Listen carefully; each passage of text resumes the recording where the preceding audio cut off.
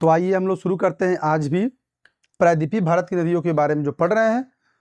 कल हमने दामोदर नदी और स्वर्णरेखा नदी के बारे में जाना, उनकी सहायक नदियों को देखा, उनका उद्गम देखा, उनकी लंबाई देखी। और आज भी हम लोग देखेंगे वैतरणी नदी, वैतरणी और ब्राह्मणी नदी, वैतरणी नदी, ब्राह्मणी नदी और महानदी।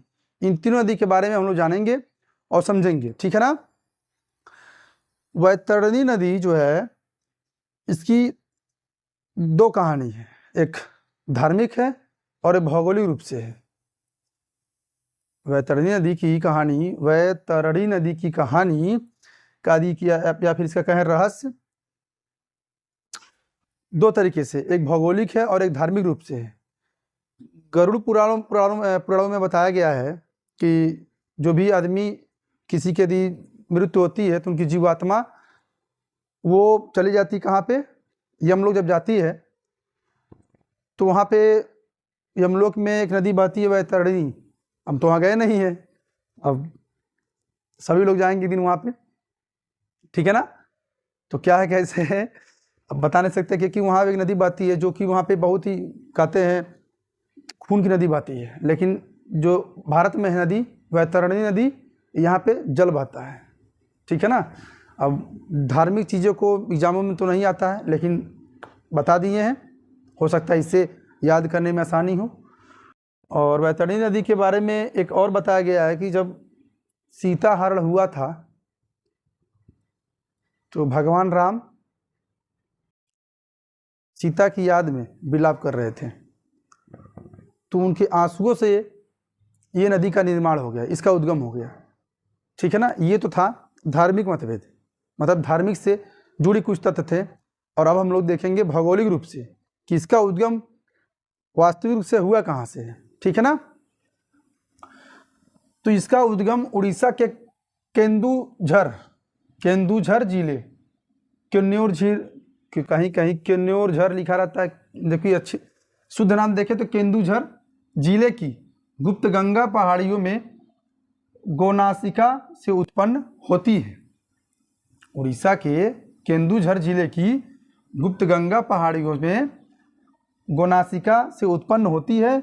यह नदी उड़ीसा की पवित्र नदी है, यह नदी उड़ीसा की पवित्र नदी है और उड़ीसा में इसे गंगा के नाम से भी जाना जाता है। उड़ीसा गंगा किसे कहेंगे, उड़ीसा की गंगा हम लोग कहेंगे, उड़ीसा को मतलब कहेंगे उड़ीसा गंगा कौन सी है, उड़ीसा की गंगा वैतरणी नदी है। लोगों का मानना ये होता है कि यहाँ पर यदि आदमी मनुष्य स्नान कर ले इस नदी में तो उनके पाप मुक्त हो जाते हैं। अब क्या सही है ये तो ऊपर वाला जानता है, ठीक है ना। तो सहायक नदियाँ के बारे में देखें, इसके जरा क्या क्या है। कंगीरा अर्देई, खैरी, भंडान, देवसीता, मसल, कुशी, सनलाडी नदी, ये सब इनकी सहायक नदियाँ हैं। एग्जाम की दृष्टि से बस इतना पूछेगा कि वैतरणी नदी का उद्गम कहाँ से है, इसका उद्गम कहाँ से होता है, ये अपना जल कहाँ गिराता है, बस इन्हें समझ लीजिए, ये अपना जल बंगाल की खाड़ी में गिराता है। इसका उद्गम उड़ीसा के केंदुझर जिले से हुआ है, बस इतना काफ़ी है, ठीक है ना। इसकी लंबाई कितना, 360 किलोमीटर है। वैतरणी नदी का उद्गम से मुहावने तक की जो लंबाई है 360 किलोमीटर तक है, ठीक है ना। अब देखेंगे हम लोग ब्राह्मणी नदी का उद्गम कहाँ से हुआ है, किन नदियों के मिलने से हुआ है, आइए देखते हैं।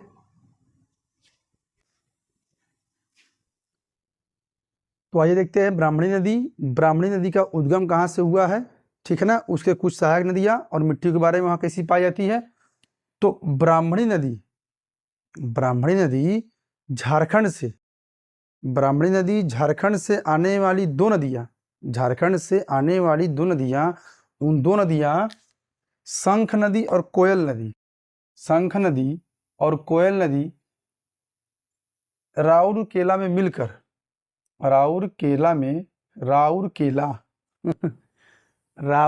में मिलकर ब्राह्मणी नदी का उद्गम करती हैं, ठीक है ना। ये झारखंड के रांची के समीप से निकलती है। अगर मोटे तौर पे देखें कि कहाँ से निकलती है? आप बता सकते हैं झारखंड के रांची जिले से निकलती है, रांची के समीप से निकलती है। इसका उद्गम किन दो नदियों से होता है?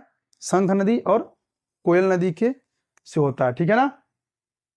अब देखेंगे इसकी सहायक नदियां, कारो, शंख, तिरका।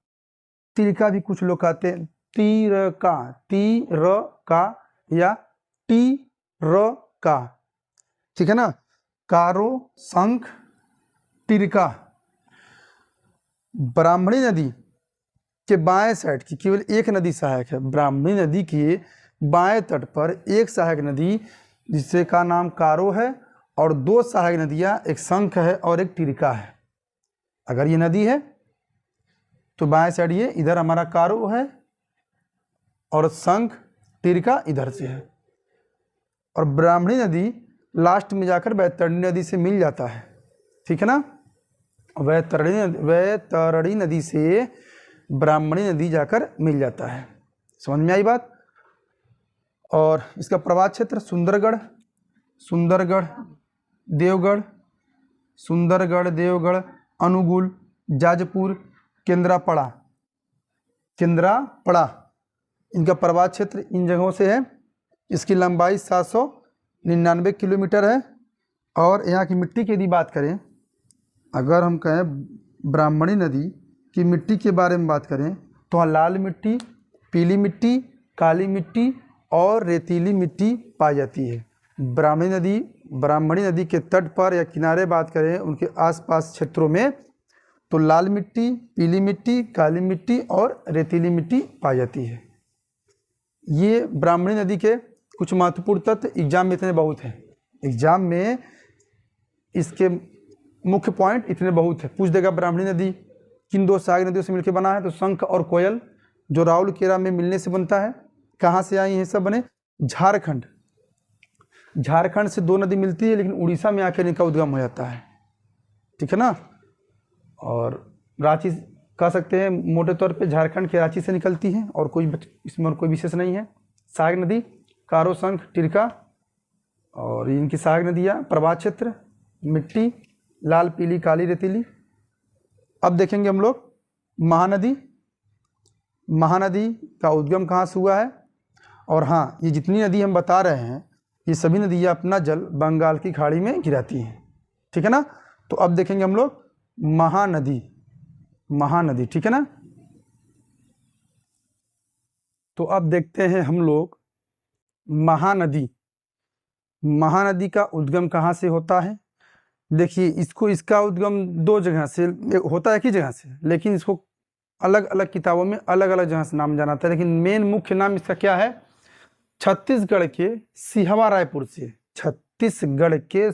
रायपुर से इसका उद्गम होता है। या कह सकते हैं छत्तीसगढ़ के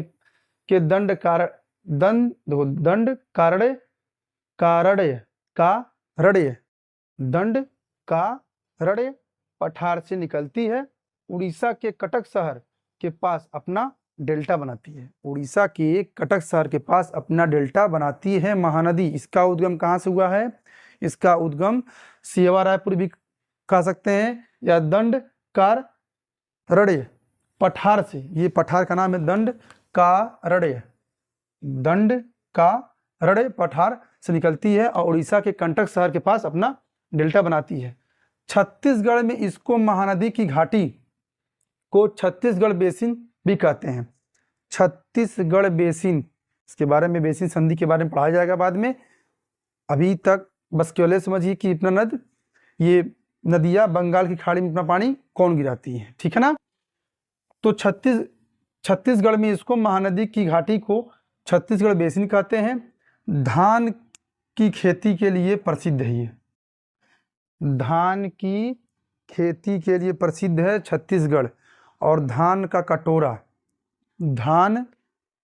धनुष वाला धान जानते हो ना, चावल जो खाते हैं, धान का कटोरा छत्तीसगढ़ को कहा जाता है, ठीक। इसकी सहायक नदियाँ तेल जोंक, ठीक है ना। और भी सहायक नदियाँ, लेकिन ना बहुत है, 3 4 5 अभी और है। एग्जाम की दृष्टि से इतनी बहुत है। पूछेगा नहीं सहायक नदी के बारे में, बस उद्गम पूछता है। इतना डिटेल एग्जाम में अब नहीं आ रहा है क्योंकि एग्जाम का पैटर्न बदल चुका है। बस जानकारी देनी थी, हम दे रहे हैं, ठीक है ना। प्रभात क्षेत्र धमतरी, आरंग, सिरपुर, धमतरी, आरंग, सिरपुर, संबलपुर, कटक में इसका प्रभात क्षेत्र है।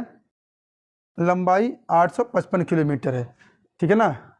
लंबाई कितनी है? 855 किलोमीटर है। तो ये हम लोग आज के इस वीडियो में 3 नदी को कवर किया गया, बैतरणी नदी, ब्राह्मणी नदी और महानदी। कल की वीडियो में हम लोग पढ़ेंगे गोदावरी, जो बहुत ही इंपॉर्टेंट है, दक्षिण भारत की नदी है ये, ठीक है ना। अब ये बड़ी एक छोटी है, ये आप लोग बताएंगे, ठीक है ना। तो गोदावरी नदी के बारे में हम लोग कल डिस्कस करेंगे। आप लोग सब्सक्राइब जरूर करिए प्लीज़। एक सब्सक्राइब करने से आप लोग का क्या जाएगा?